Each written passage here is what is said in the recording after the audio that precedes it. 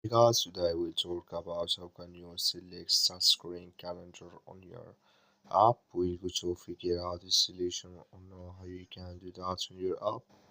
So you just follow this ways, then it's going to work with you. So all you have to do, so you just go down, click here on more down here. When you just click here on more, so then it's going to take you to this list. It's going to show for you like this here.